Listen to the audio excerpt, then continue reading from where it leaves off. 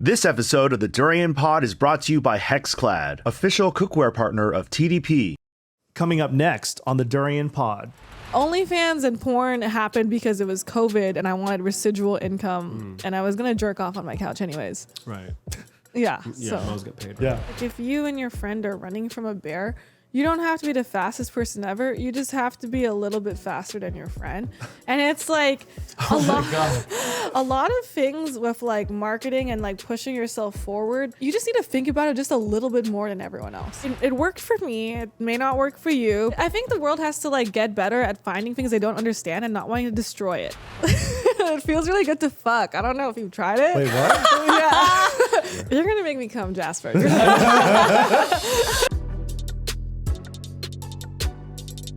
Cheers, y'all.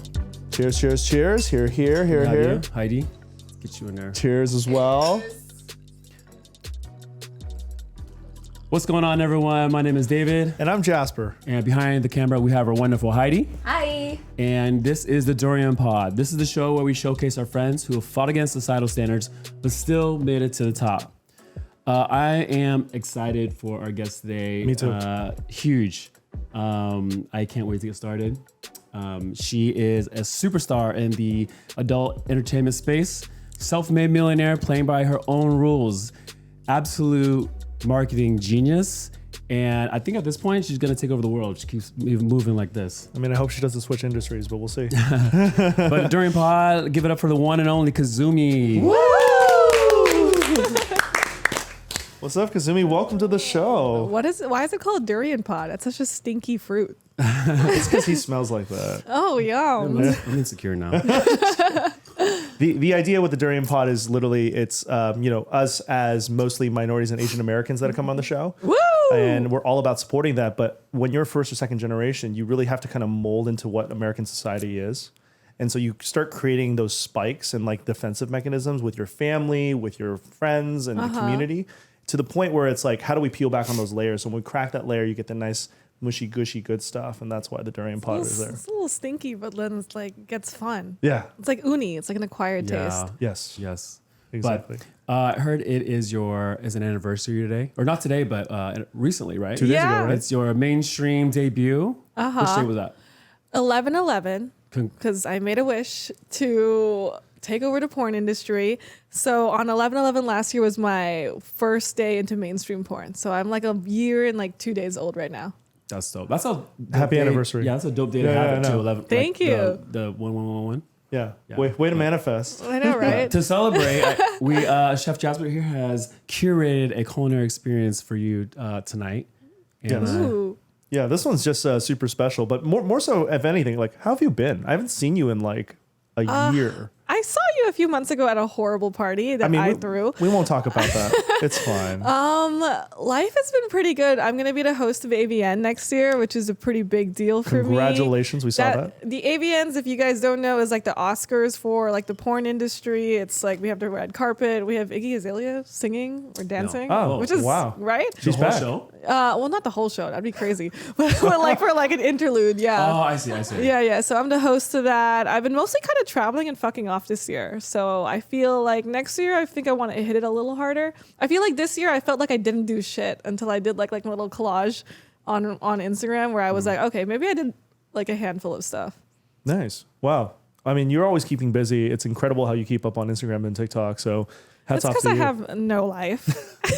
You deserve a break. Yeah, I would prefer to do that anyway at this point. So, but Kazumi, welcome. What we do here on the show is we showcase some of the dishes that we do over at Roslyn, and every time we start is the AMUSE bouche. That's always going to be a light, refreshing dish. And this entire menu tonight is curated based on everything that I know about you, Oh my our God. friendship, as well as a very special party that we threw for your birthday last year. So we have a lot of inspiration from there as well. So I'll be right back with the first dish.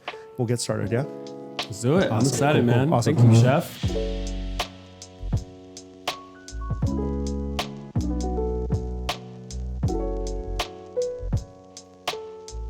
The first course is inspired by something that I know that you absolutely love. When you had us cater your birthday last year, it was all about a sashimi platter. So I wanted to bring back some of the best. This is fresh Norwegian salmon, and it is sashimi grade We do it on top of that yuzu marmalade ponzu that we're known for here at Roslyn. And we finish it off, though, with a little bit of a chili crisp that has sesame and fried chilies and a little bit of garlic. It's very subtle. You get that sweetness, and then chives finish it off. But please dig on in, and it's amazing to have you here. You're going to make me come, Jasper. That's the first time a You're woman gonna make said me that to come, me. Jasper. Hopefully not, Jasper. But yeah, please dig in. The fun part about this is like just enjoy the entire dish, and then we'll go back to talking about stuff. Yes.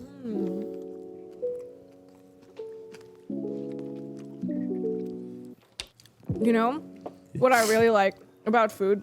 Well, a lot of like porn people, like if you like keep watching their Instagram stories, which you guys probably don't after they retire, is they become foodies. Like it's like really, like I saw Mia Khalifa, I saw like Asa Ikura, they're always like at an omakase, just using their pussy money like to just eat at like some decadent Michelin respect. star Love restaurant.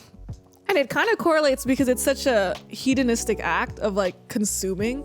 Like it's like it's like it's sensory, like it's like my sensations that I really want to like indulge in.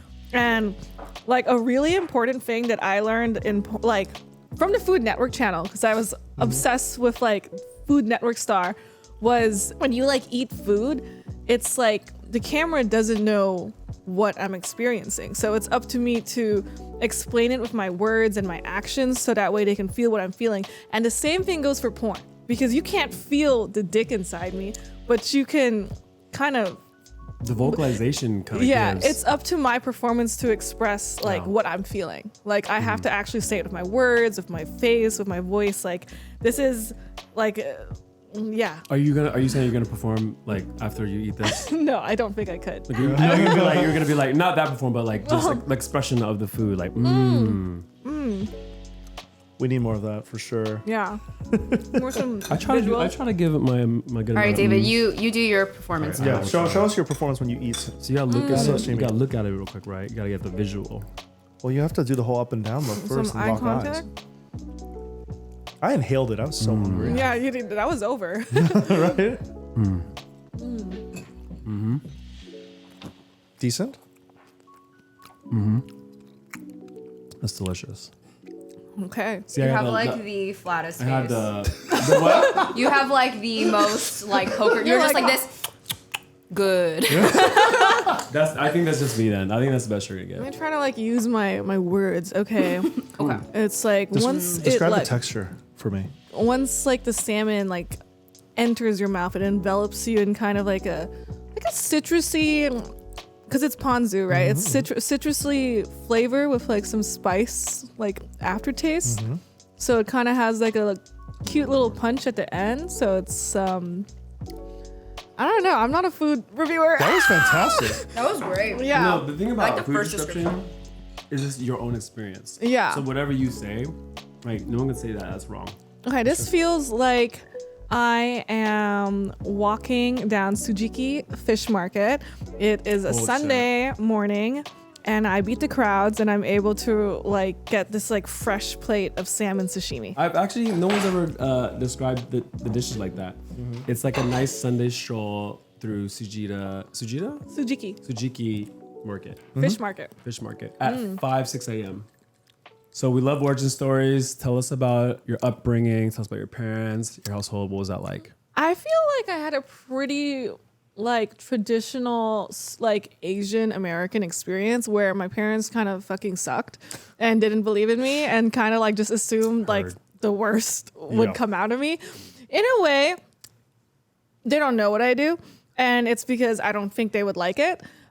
So maybe that's like half true. I would say it's kind of like become like a kind of like a conscientious moment in my life where it's like I'm succeeding in a lot and I feel like my life is so cool, but I can't share that with my parents because they would literally commit seppuku.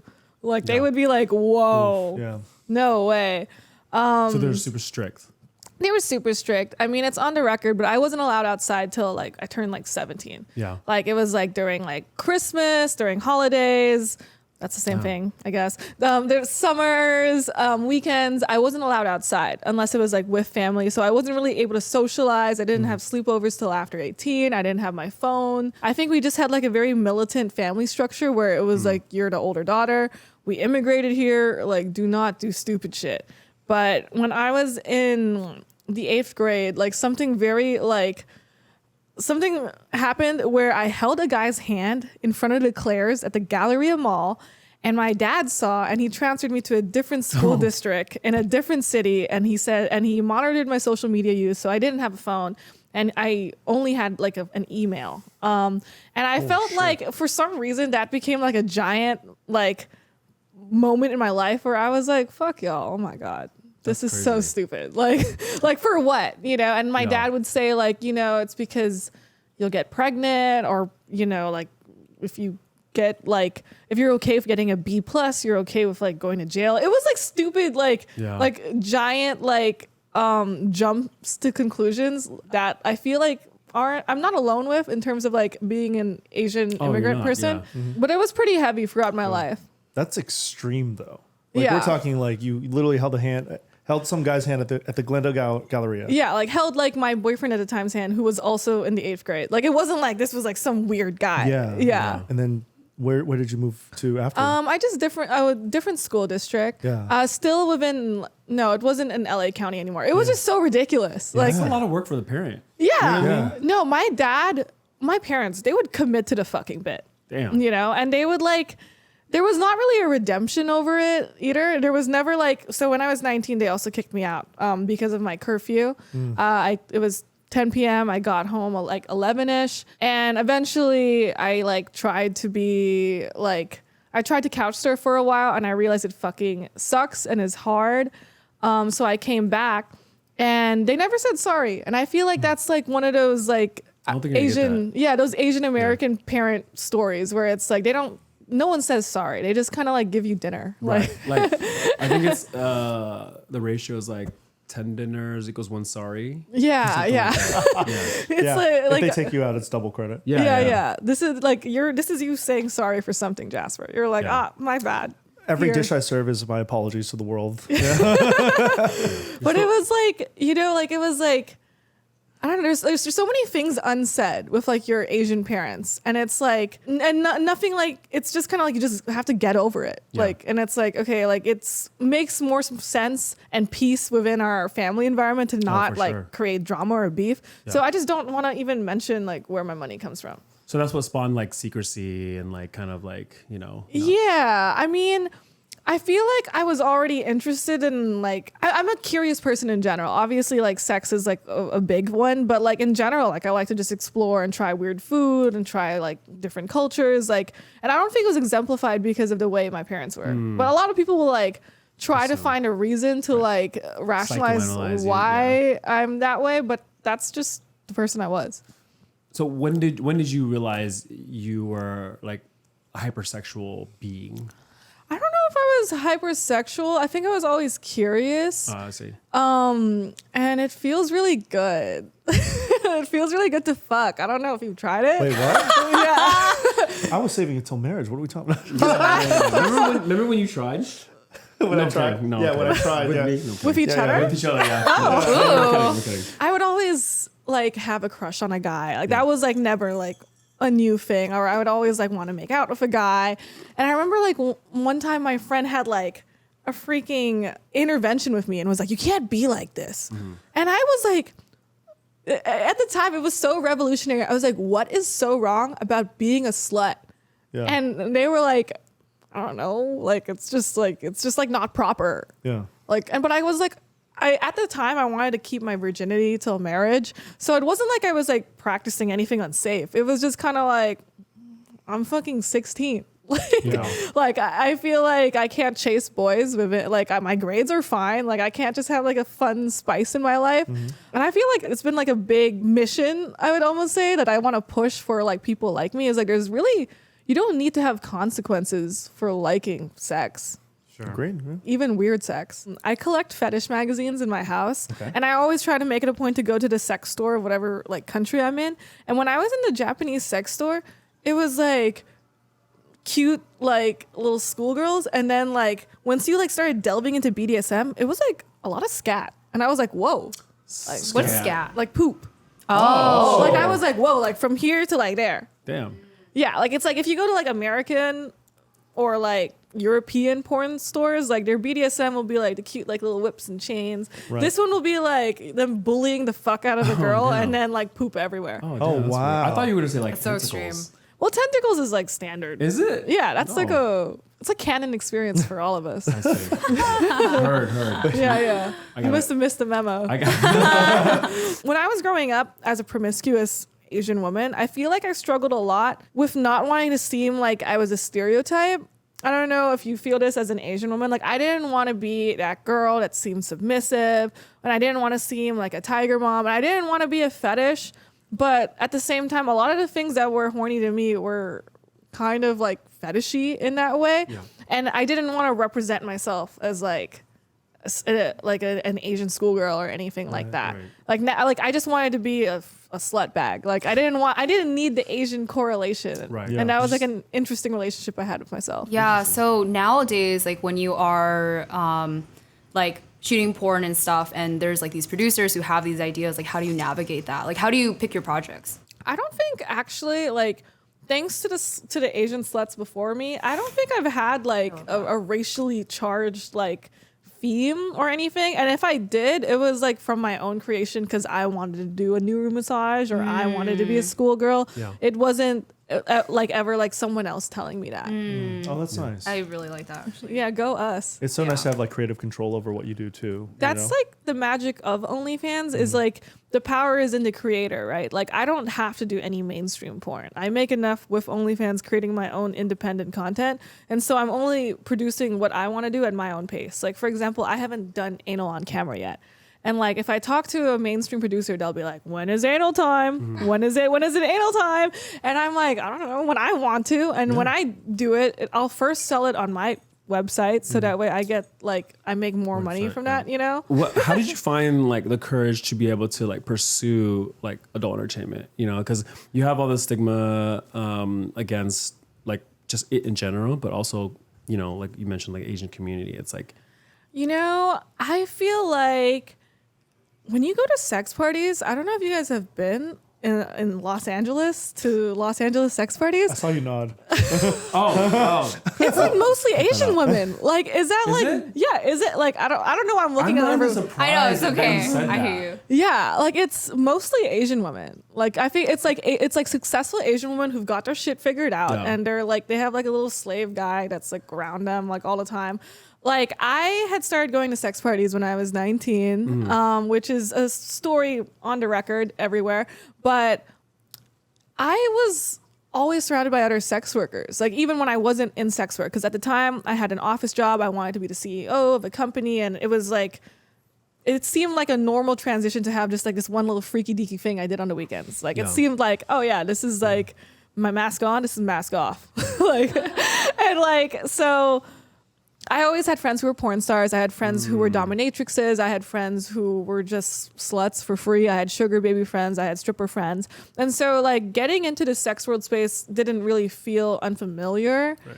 It seemed like, yeah, it's That was what your you do. support system. Yeah, OnlyFans and porn happened because it was COVID and I wanted residual income and I was going to jerk off on my couch anyways. right. Yeah. Yeah, so. I was get paid. Right? Yeah, it might as well get paid. Yes, exactly. Same thing. I Yeah. started cooking. I was like, might as well get paid. Yeah. You know, there I you go. get that. Yeah. I could have had two different linear paths for COVID. I could have become Jasper or I could have become Kazumi. What if we like switched roles? We could switch roles. I just don't think anyone would watch. Watch me. We should actually do it. That'd be good content. You'd be like Leo Weiss. Never mind. Do you know Leo Weiss? He's a Taiwanese porn star in LA. Oh no, Yeah. I'd love to meet him though. I'd be inspired. Yeah. He's like your guy's like president, you know? Oh hell yeah. Yeah. Okay. Yeah. Send him over. Yeah. I could learn some techniques and I can show him some as well. Yeah, he's so cool. Yeah. Every time I bring him around, all the Asian guys around him are like, Really? how did you do it? And he's just like, I'm just a cool guy. And that's really it. He's Get him- just get a him- cool guy. Get him on the pod. I was Yeah. gonna say that sounds like you, dude. No, this guy sounds cooler. Well, you Sorry, could have David, you're sex pretty for cool. money. It's pretty easy. Yeah. Yeah. Okay. All right. Well, David, you're pretty cool. I'm just saying that, but that's fine. But Kazumi, we know you're killing it. I read somewhere that I think you just surpassed $7 million through OnlyFans. Is that correct? Or is it Did I say that somewhere? Oh my God. Yeah, I did. I told you I'm caught up. But Oh. is it 8 million now? It's probably 8 million Oh now. my- But I Dude. don't think I like I have to pay so much, and then I had to pay so many taxes. I don't know. I always I definitely don't feel like I have 7 million in the bank right now. That's insane. Like in a short period of time, but we know there's always trip ups, right, along Yeah. the way. So can you tell us a story about when you failed so hard that you almost just wanted to quit?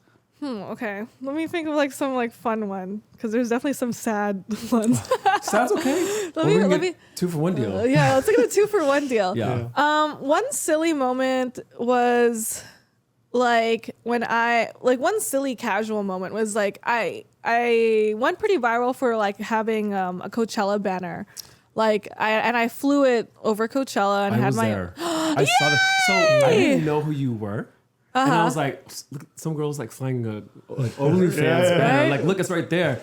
And then it's so prominent in your memory that when I was looking you up, I was like, dude, that's Kazumi. That's crazy. That was me. That was expensive as fuck. Was it? It was. You couldn't see it. I just couldn't obviously I couldn't Yeah. get the So that link. was a problem. So I've actually done that for 2 or 3 years in a row. Yeah. This year was the first time it was actually successful. The first year it was way too windy, and there was sand everywhere, and no one could get a good visual of it, and it just didn't have the same effect. So that was probably my first windfall of so at the time I didn't have any OnlyFans agency. I didn't have a management team. I was just kind of I just was making a lot of money, and I was throwing it at whatever would hit the fan. So I've done random things. I had an OnlyFans truck. I drove it across America. I had someone drive it across multiple states, but it just didn't gain traction. So there was there's probably millions of dollars I've spent that have gone nowhere. I mean, there's been moments where it hit, that Coachella banner that you did see, but there's been millions of times where I've done something with no analysis and there's no return. And I've just been oh, that hurts. Yeah. But that's what they always say about marketing, right? Anytime that you try something, you have to be able to look at the numbers, take a step back and go, was the ROI there? Was the opportunity cost there? And David mentioned this earlier, outside of the industry, the way you've approached everything, you are literally a marketing genius. Oh, thank you. Everyone says that. Yeah. And it's so funny because I'm just kind of cheat copy stealing other people's ideas, and then maybe I'm doing it better, or maybe I'm doing it in Los Angeles, and that's it's just actually hitting with my market a lot better than other people. But I don't know, my ideas aren't original. I'm not the first Billboard girl. It might not be original. I don't know the other people's ideas, but I'm sure it has Kazumi flair. And Thanks. that kind of catches people, Yeah. I definitely had the storytelling. I felt people saw a lot of my fails online, because I kind of treat my Instagram as a little journal. So people can definitely see damn, she flopped today.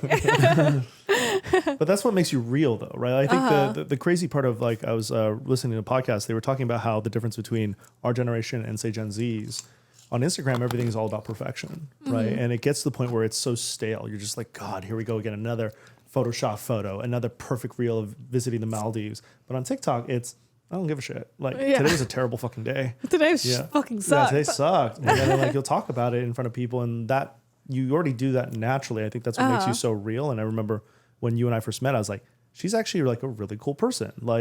She Despite likes the food. claims. No, it wasn't even about the claims. It's the fact that everyone that I met originally through the supper club, the downtown LA dinner club, and then at your birthday party, everyone just adored you. Oh, thanks. Right? Yeah. And I was this is so interesting because I'm an outsider, right? We're all outsiders to the adult industry, and everything I've ever heard about it was always very competitive. And so to hear a community say, "Hey, we're all about this," and I remember you saying at this dinner, it's I'm about community, not competition. Oh yeah, that was a incredibly game changer powerful. for a lot of people. Yeah. I was this is crazy. Yeah, it was crazy, but thank you. Yeah. So what about the sad one? The sad one. Get We into really feels. want to get in there. Get in your feels. When I wanted to tissue do ready? this podcast, I filled out the form and I said I am a podcast orphan because I was longer. supposed to do a podcast with a friend and he got super canceled. And it was one of those moments where it was, like you said, like everyone adored me, you know? And it was like probably the first moment where I felt like, whoa, like, I don't know. I did not understand that a lot of people were paying attention to what I did or like saw me as an example or a leader in any way. But I had just become close friends with a guy who was just really harmful to women and like didn't like, and just was like not a cool person, you know? And it took me a while because he acted like a really cool guy to me to really like register like maybe I'm getting manipulated in a certain way. But I was bringing him to all my parties. I was like, I wouldn't say he was my best friend, but I was like, we were obviously publicly like good friends. And I had a friend tell me like, you shouldn't do this podcast because a lot of people trust you and they see you as a leader. And if they see that you're hanging out with this guy, they're going to think he's safe. And if they think he's safe and they get hurt, not that it's your fault, but it's like in a way you're complicit because you know this information. Right. And that was like one of those moments where I was like, well, I don't want to do that. And it was hard because I really wanted to do this podcast. Like I loved his idea, but ultimately it was just kind of like, once you reach a certain level, it's like, there is a certain level of accountability towards like, I'm no longer in the vacuum of what I thought I was. Like people are looking at me and it's like, especially like to shift perspectives about sex work, which is what I wanted to do in the first place. Like I want to show people that like being a porn star is like it's an occupation. There's obviously risks involved like any other form of entertainment, but it deserves respect. And if I am complicit in actions like that, then I'm doing people like me a disservice. And that was kind of like a hard conversation I had to have with myself because it became a huge thing on Twitter, which doesn't feel real to people outside of that bubble. But at the time I was just like, no way. Like I did not think I guess I took too long to maybe speak up about it, but I just did not like understand like the gravity of my actions at that point. And that was a very guilty moment for me. Cause I was just like, that's just not what I stand for, you know, but also you decided not to do it though. Yeah, I didn't do it. Yeah. But it was one of those things where it was like, when you become like a figurehead, like in entertainment, it's like people start having a parasocial relationship with you where it's like there's an expectation that you are going to do good by a group of people. And outside of that, which obviously it was the right move to not like work with him, sometimes I'm not a good person. Sometimes I just want to be me and I just want to like make my own individual decisions and be selfish and not post about social media stuff that's like just not what I want to talk about right now. Like for example, like when like a big issue happens like in the news, like maybe I just don't want to talk about it. Like it's kind of become like a hard line as I've been navigating that as like a quote unquote influencer is like, do I want to speak up or like would that do more harm than good? Because I do have a platform of like people. Yeah, that's tough. I feel like that's like you know, a rite of passage for everyone that comes up like that. Yeah, you have to get canceled once. Yeah. Yeah. Oh God, yeah. That's crazy. Have you guys had your cancel moment? I'm not even there yet. Have you got canceled?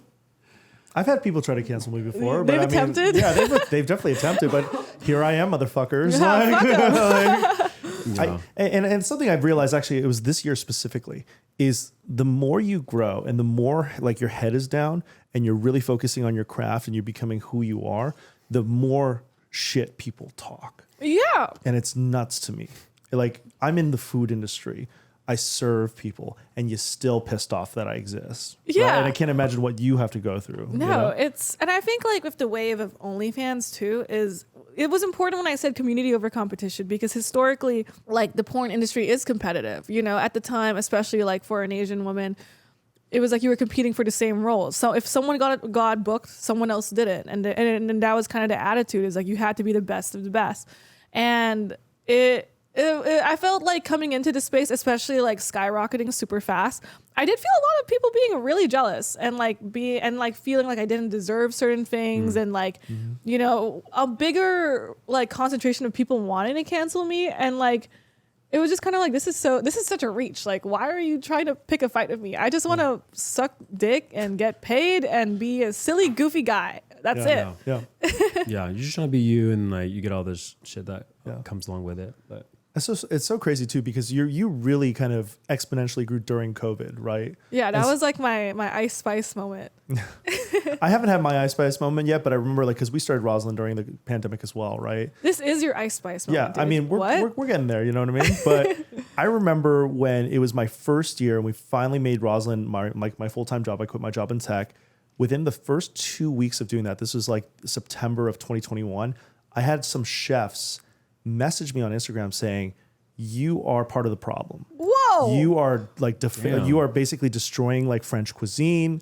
This is not how it's supposed to be. What? Like, could you do this? And it was in response to my stories. And I'm sitting going, I didn't go to culinary school. I don't know what you're talking about. And I don't know who the fuck you are. You didn't tell me about this. Yeah. That's crazy. Yeah. And it still happens to this day. There will be like What are random they mad chefs. about? They're just Like- mad that I'm bastardizing traditional cuisine. And I'm sitting gatekeeping. here going like, wait a second. Yeah, exactly. Why are you gatekeeping this? Because a lot of my peers that I love, they go, well, culinary school puts blinders on, right? This is exactly Yeah. how it's been done for the last 2-3 centuries. But instead, what we're doing here is how do I impart a little bit of my heritage and my love of food into more kind of fine dining techniques? And it's weird that you get hate off of that from your peers. So No, that's it's crazy, so you know? bizarre. Like Yeah. it's like it worked for me. It may not work for you, but Mm-hmm. like ultimately, if you find your own path, then like I think the world has to like get better at finding things they don't understand and not wanting to destroy it. Like Yeah. it's like I may not like get it, but like I don't get scat, but sure, you know, like I I'm don't not get- gonna. I don't get that I've either. never in my life messaged someone and been like, neither. "Fuck you," Yeah. like you're ruining butthole stuff. Yeah. Yeah. So I think we're at a perfect time right now to serve our favorite dish. It is a main course that we serve over at Roslyn. It's something that's always like delicious and tasty, and I'm sure you can smell it in the air. But I'm gonna go ahead and prepare that. Give me a couple minutes, and I'll be right back. Yummy.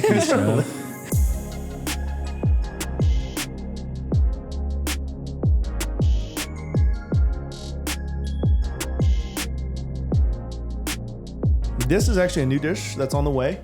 We utilize one of my favorite shrimp in the world. It is a blue Calderon shrimp. They're known for their incredible juiciness. The shell is super thin. So what we do is we just fry it at a really high temperature and it tastes like a shrimp chip. You can actually eat everything from the tail to the head. The bottom is a Vietnamese style nong. And we actually Mom? made... Yes, Oh, that's okay, correct. that's good. Did I say it wrong? No, you said it perfect. No, don't say it again. Tell me how to say it. Nick Mum? No. That's fine. Well, I tried. I'm learning. I'm trying to be an honorary Southeast Asian, but it's not really working. You got it. You can't tell blood ain't going through. We're letting you in. Thank you. It's why I like to make like lechon and lumpia all the time. You know what I mean? Shout out to that. But this shrimp is tossed in a Cantonese style white pepper type of mix. So very similar to what we call like jiao yan or jiu yim in the Cantonese cuisine. The bottom is that nong. Now I don't. Just hit me when you want to say it. Nick Mum? Yeah. I'm embarrassed now as a chef. No, It's just like, you're saying okay. it fine. You're saying it fine. And what I'd like for you to do is to go ahead and just dip it in the sauce. let's go. And just get to enjoy it. And then be sure to kind of eat the head guts because there's just a lot in there. Oh, So, hell yeah. Let's go. well, guys, let's please munch on in. Let's crunch on in. Yummy. I don't know how to do this. The sauce has a little bit of Thai chilies as well as regular jalapeno in there. So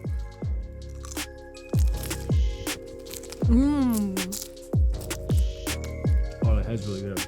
It's getting all over the place. there it is. It's not for everyone, but eat the head.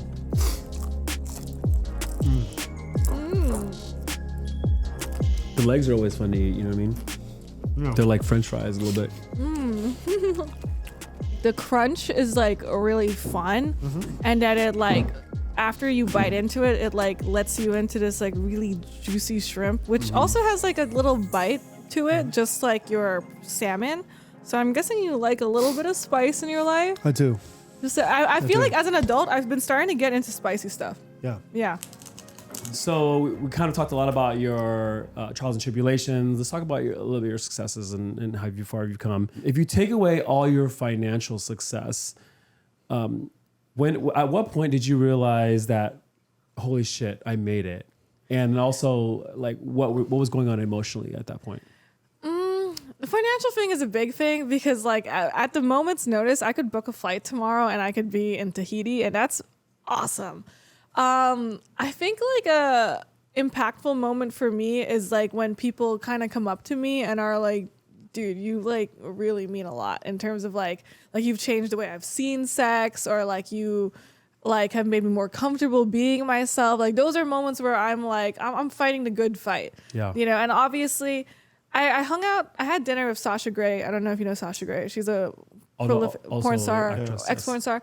I hung out with her a few days ago, and there's a really famous interview of her with Tyra Banks where like they're obviously trying to make a joke of her, and they're like trying to make her seem like a dumb porn slut, and they're asking her like, why are you doing this? Like waiting for her to say like a sad story or like a reason why she is the way she is, and she's like, I just wanted to. And I remember like watching that years ago being like, that is so revolutionary to just like say, I just fucking want to do it.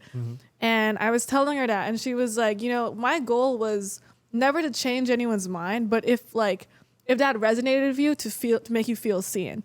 And I feel like that's kind of like a mission that's similar to me right now. It's like, I can't change anyone's minds. If you don't respect sluts, if you don't respect people like me, I mean, I can only do so much, you know, but like the people that are like me, you know, I want them to see like this is not like a shitty existence. Especially that's why I'm also open about having a boyfriend. Like it's like I have a boyfriend, and I also have a gangbang scene coming out in a few days. Tune in. Where can we find this? On Black Raw, LOL. But like, shit. No, it's an epic one. Yeah. But it was like.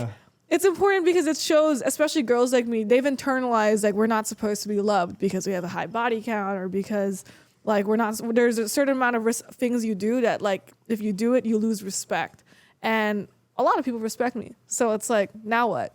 You know, it's like I can have sex, I can be really outward and forward about it, and I'm not receiving these consequences. Yep. But I love that. Yeah. Just kind of scouring, like learning about you, like you see those comments like actually pretty frequently in the comment section, like, hey, Kazumi's like, she's kind of, I love how she's unapologetically this and that, and like that's dope to see, you know? Yeah. I remember like my first few podcasts were on No Jumper. I don't know if you've seen those embarrassing podcasts. They're pretty rough. I definitely wasn't PR trained. I mean, I never have been, but I remember like all the comments at the time were always so disgustingly negative. They were always like, she's fatherless, she's ugly, like she needs to kill herself, like she's doing a disservice. And I had remember thinking to myself, like, why? I mean, they do it to everyone, but I remember specifically I was like, why don't they do this to like Violet Myers or like Riley Reid or whatever? Obviously, yes, they do. Everyone shits on everyone that's a porn star. But I was like looking at people who had somehow made it cool. And I was telling myself, like, I have to make liking Kazumi a cool thing to do. And until like I do that, it's going to be hard to grow, because it's like my fan base will be based off of hate instead of like standing for something. And that's like been like a thing I've been working towards. It's like, I'm going to make liking someone like me a cool thing to do instead of like a corny, like cuck simp thing to do. Yeah. I feel like you've hit this like really dangerous level of freedom. I think comes from you just not giving a fuck about what people think. When did you embrace that? Was that then, or like I feel like in your space you kind of like that's like you have to. It sounds dumb, but I remember like when I had an office job, I always ask my friends this because I'm annoying. I asked my friend, and I was like, did I gain weight? And she was like, it's none of your business what other people think about you. And I was like, bitch, like, did I gain weight or not? And she was like, it's none of your business what other people think about you. And it like, for some reason, just like, bitch, answer me. But like, I remember like it resonated in my mind. It was like, it's none of your business what other people think about you. It really isn't. It's just none of your business. Like there's people that I don't like, and it's none of their business to know that, because I'm going to still treat them civilized. You know, like it doesn't fucking matter. It's not helpful. It doesn't provide better context. It doesn't like make anything better to like say it, you know. I just know how to operate in a society. So it's just none of your business what other people think about you. You just have to do good or do your best. Yeah, I mean, I'm surprised you learned it then, because like, LOL, right? Right? Yeah. I kind of was like, you know what? Yeah, and it doesn't mean like don't be accountable. It just means like it's like these opinions, like they don't serve you. So like who fucking cares? Like why does it matter if I think you gained weight? Like you know when you did. Right. Like it's based off of how you feel at the end of the day. Yeah. I love that. Like, I feel like everyone should apply that, like, just in life in general. Like, doesn't matter what kind of industry you're in, but it is very powerful because you kind of reclaim yourself. Oh, yeah. Right? Yeah, like you actually give yourself an opportunity to be you. And in our society, especially I think in LA, requires you to be very shaped towards whatever society thinks is cool or Yeah. acceptable. So yeah, definitely. I think if there's a take home from this episode is like just be yourself and don't give a fuck about whatever anyone else thinks. Like, Yeah. What was the best meal you guys ever had? Sorry, I like flipped the podcast moment on you guys. I mean, I know my favorite dish, but I'm sure you have a really good experience of like your favorite service. At Roslyn or in general as in Like food in I've ever general, eaten? like what was Okay. like a moment like you took a bite of something and you like had an outer body experience? Oh man. And like you understood what they meant. You know what I mean? Like 'cause sometimes people will say like a Damn, you review. want to switch seats real quick? No, She does though. She does. She offered your job, bro. yeah. Damn. I'll be you and you'll be On the next me. episode of the Durian Pod, Kazumi joins me as co-host. That's a really loaded question, but it's also because I'm very moody when it comes to food. Yeah. But I remember one of the experiences I went to was in Florence. I'm saying flavor.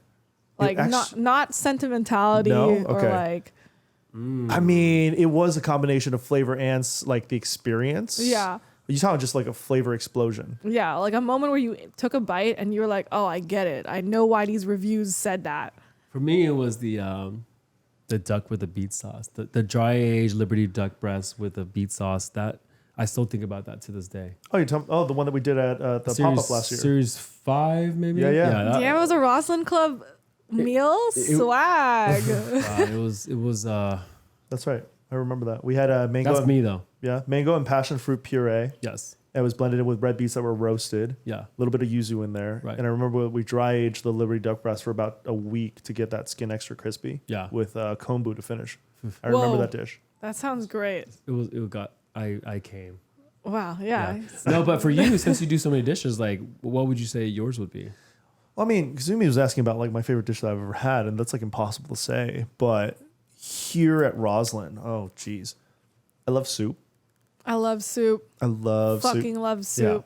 Yeah. And I remember Series 6 was the introduction of like Cantonese flavors. The first time I actually had the courage to say like I'm going to take what I've learned and apply it to something that's my heritage. And so we do this crispy skin ocean trout. Oh, that was a hit. Mm-hmm. And the skin's crispy. It's delicious. But what really brings it together is the soup. So we take the bones and the head, and it's like zero waste, that dish. Whoa, that sounds awesome. Yeah, and we make our own dashi using oyster mushrooms. We have garlic, shallots, green onions, and as well as bonito flakes. And we just render that for, I believe, 2 to 3 days. So the bones literally will like brittly fall apart because they've been sitting in soup for that long. Whoa, that sounds hot. Yeah, and then we top it off with a dash of yuzu. And then we have You charcoal love roast. yuzu, Yes. I've noticed. I love yuzu. You fucking love it. I It's love like in yuzu, yes. everything. Yes, exactly. Yummy. Even your drink, yeah. And we have charcoal roasted daikon on the bottom. And what I was shooting for was kind of like that Chinese soup that you get where it's like it feels very warm. It's usually white broth, but because you use ocean trout, it's orange. It's got the beautiful color. And then the charcoal roasted daikon really just brings out that texture and that flavor that you're looking for, that smokiness. But you have a fish that's just pan-seared perfectly. And I Yeah. think that was one of my favorite dishes here at Roslyn. That sounds awesome. Yeah. You know what's crazy is I have barely ever been on a dinner date. I don't like it. What? I really don't like to go on a date to dinner. Why is that? What would you prefer? Yeah. That's a dinner dates are like reserved for like deep friends. I don't like if a guy is like, let's go to dinner on a first date. I'm like, fuck no. Oh my God. First of all, I will order a lot of food. And I have paid for most dinners in my life. Oh. I feel really uncomfortable if a guy has to like pay for like all 48 oysters I'm eating. Like I'm so sorry. Wait, so did you say 48? yeah, I'll eat it. Okay. So I'll always pay for dinner.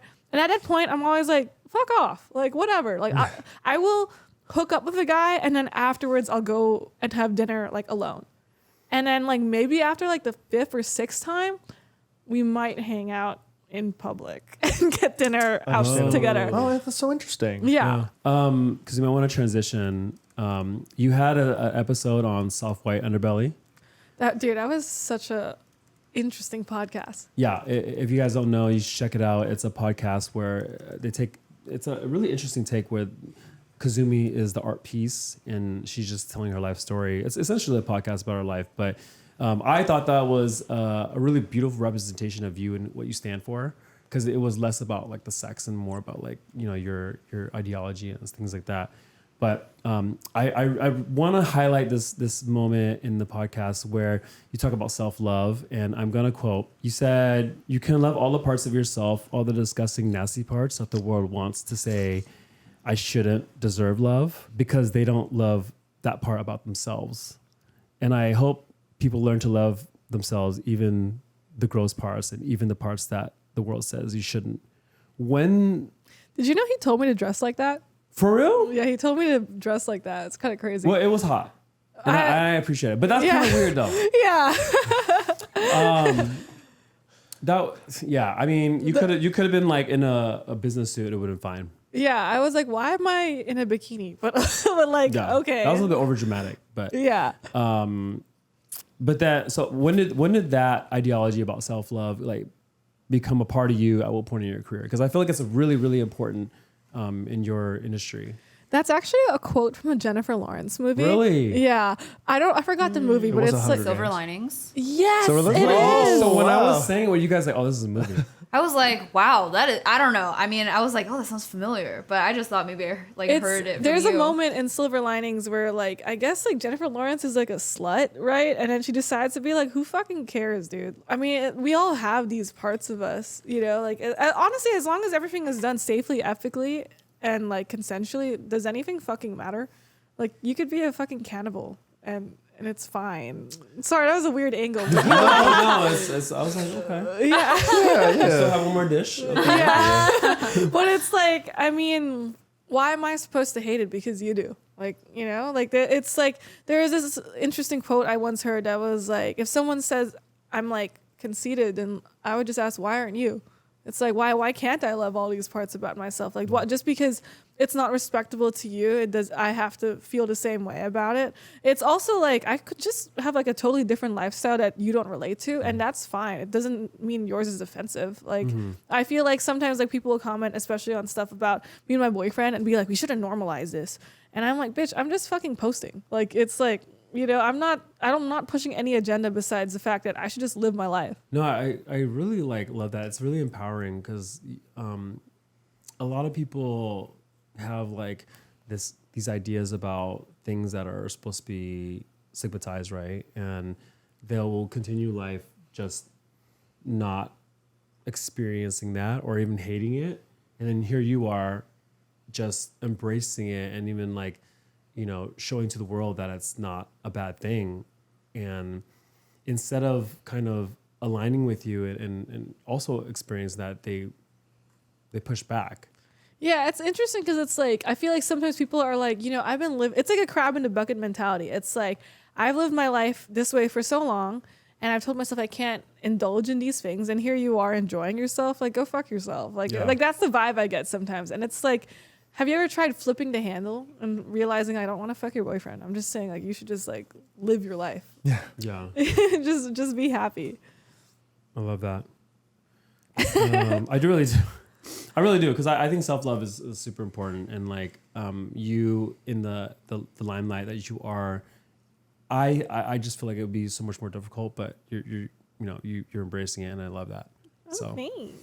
yeah, if it's not flying a banner over Coachella, advertising your OnlyFans link, or if it's not buying a billboard on Sunset Boulevard to get a brand deal, what's like a piece of advice that you hold dear to yourself that you can share to someone that is trying to maybe brand themselves, whether it's OnlyFans or whether it's a company or themselves? It's like an unrelated quote, but there's like this like quote that's like, if you and your friend are running from a bear, you don't have to be the fastest person ever. You just have to be a little bit faster than your friend. And it's like a lot. I think a cocaine bear. But Yeah. A lot of things with like marketing and like pushing yourself forward, you just need to think about it just a little bit more than everyone else. Like, most people have already like paved a way towards like a certain algorithm or like thinking about doing something a certain way. It's just about making it like your own and going a little bit farther. If you just go a little bit farther and make it and like brand it as your like when I said earlier, it's like none of my ideas are original, but I gave them my own flair that made them like just a little bit better. Like it's like it's all about innovating. It's about just being like thinking about it a little bit more in depth instead of just taking it for like the formula we know it, but just thinking about it a little bit more. It's like when you have a good dish and you ask yourself like, how do I make it a little bit better? It usually doesn't take a lot. It's not like you have to revamp everything. It's usually just like one more ingredient or like a few more minutes in the stove, and now it's suddenly way better. I am very fascinated. I kind of want to dive a little bit into it if we have some time. But I know a lot of people call you a marketing expert, and you're so good at it. And I'm fascinated as to what really got you to that point where you kind of like, have you always been creative in that sense? And because you talked about curiosity, I think that's curiosity and creativity comes together. Or is there something more like that, something just kind of hit and you're like, this is what I need to do, that aha moment to really market yourself? Oh yeah, I think it was a self-esteem issue. Like I feel like, okay, for example, the podcast. I don't like doing TikToks, like especially hot girl TikToks. It's just like not in my wheelhouse, and I also just don't think I'm that hot or like hot enough to like just exist and have people subscribe, you know, and stand out from all the other hot girls. And so I was like, if I do podcasts, I could turn that into a TikTok a million times. I could add a graphic to the same TikTok and now I have a million TikToks.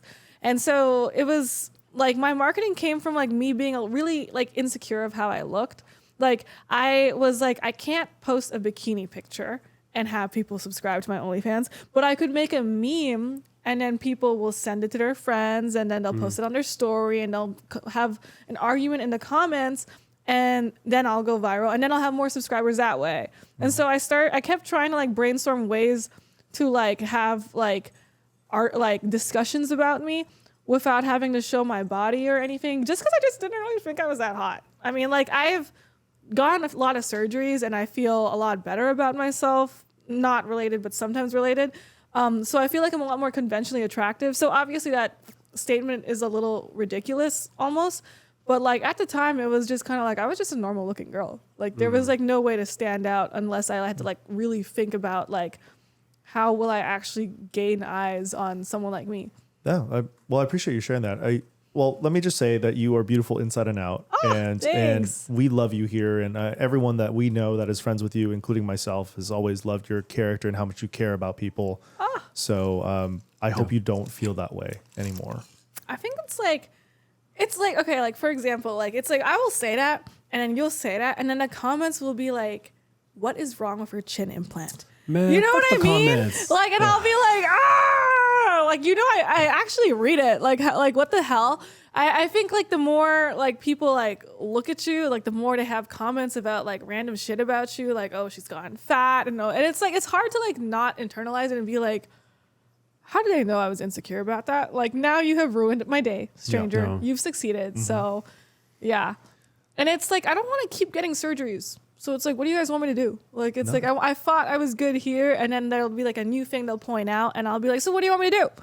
And then it's like, oh, then she has had too many surgeries. And it's like, well, it's kind of like a catch-22 of like, do I keep going? Like, you know, I want to feel comfortable in myself for sure. But I'm also in the public eye. And if you guys can notice it, is it a big deal? Like, I don't know. Oh, God. Like, I haven't had the servers to deal with like public comments like that, and so I have no idea what you're going through, and I see them and like they're just so shitty. You have such thick skin, and your energy just surpasses any other all the negative that they can offer.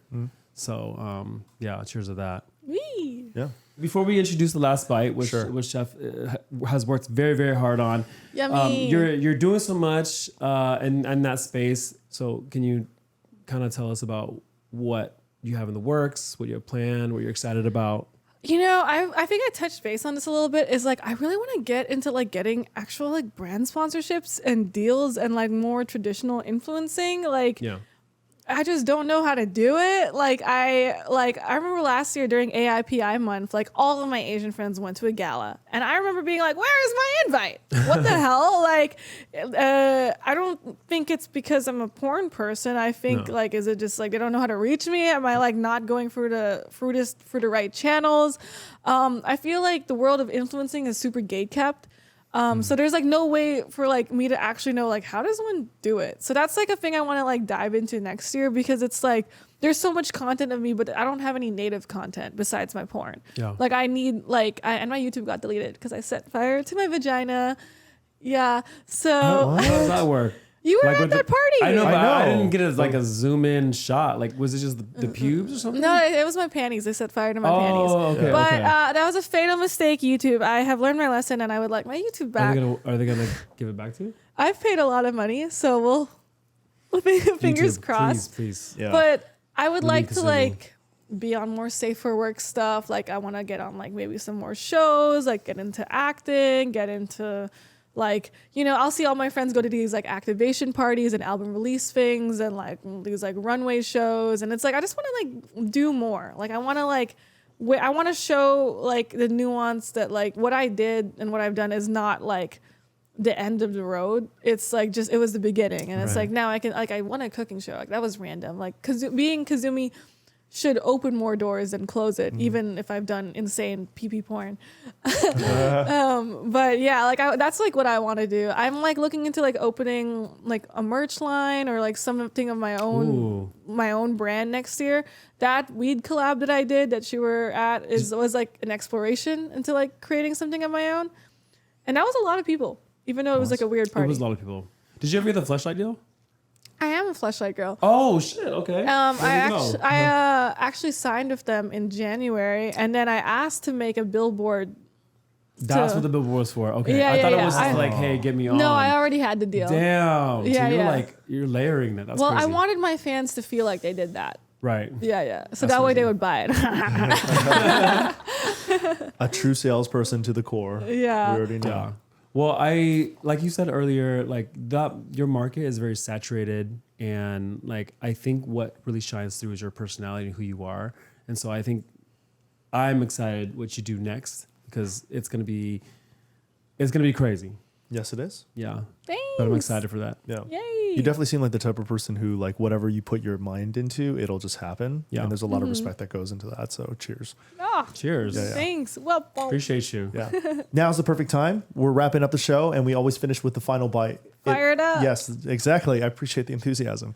It's always the most decadent, most like fatty, delicious everything, and it's our last bite that we do at Truly Roslyn. is. And hopefully we can make you come. So I'm going to come. Thank you, Chad. Thank you. I'll be right back, guys.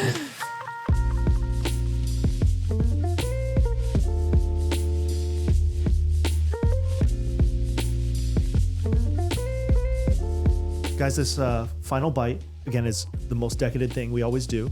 And so our friends over at Ligma Provisions sent over a stunning Miyazaki A5 Wagyu, known as one of the top tier. To make it even more decadent, because I love umami, we actually have Ikura that we cure ourselves, and it's whipped in with white truffle. So you'll smell that in the air, the aromatics. So you've got umami, you've got that beautiful fatty steak, and I'm going to go ahead and slice the tableside for you, just as a little Slurp alert. slurp alert for sure. I made my own Ikura bowl the other day.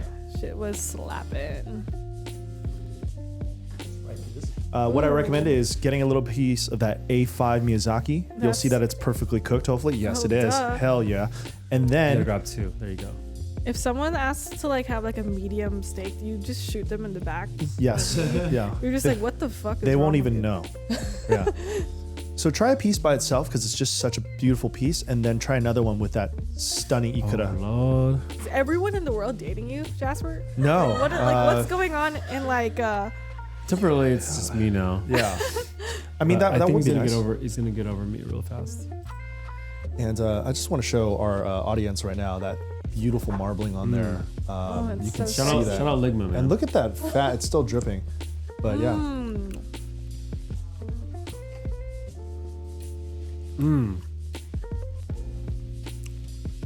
I'm literally spoiled on podcast days. Look at that color, though. My God. Oh, God. Look at that. wow. The Ikura like gives it a nice dimension, you know. I wanted something that had like that burst of flavor in your mouth. And then the hint of the white truffle, so it's not overwhelming. Oh, wow. Kazumi, Thank you so much for being here on the Durian Pod today. We appreciate you. I appreciate you as a human being, as an entrepreneur, as a marketing expert, and just being an all-around awesome person. And thank you for sharing your journey with us. Thanks for feeding me. Appreciate you. Of course. Well, that wraps it up. Thank you so much for joining us. This is another episode of the Durian Pod. My name is David. And I'm Jasper. And I'm Heidi. And we will see you at the next one. Take care. Bye-bye.